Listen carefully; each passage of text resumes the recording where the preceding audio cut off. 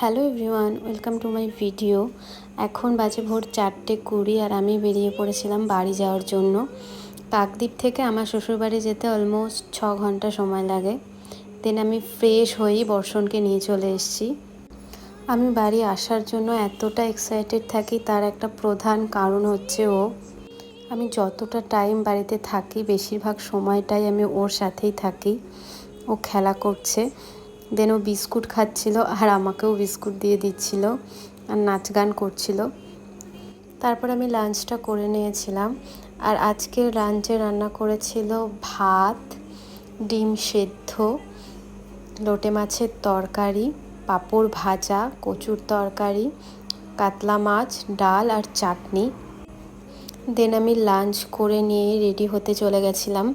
তো আজকে আমি গেছিলাম মামনির সাথে দাদার বাড়িতে। আজকে দাদার বাড়িতে ছিল পাঠ, মানে গুরুদেবের পুজো আর কি এরকম। তো তারপর ওখানে গিয়ে পাঠ শুনে কিছুক্ষণ সময় কাটিয়ে আমরা চলে গিয়েছিলাম জুডিওতে।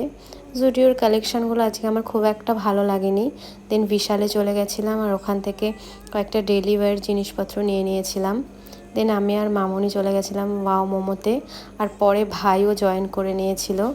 তো আমরা মোমো আর কুলফি খেয়ে বাড়ি চলে গেলাম। টাটা।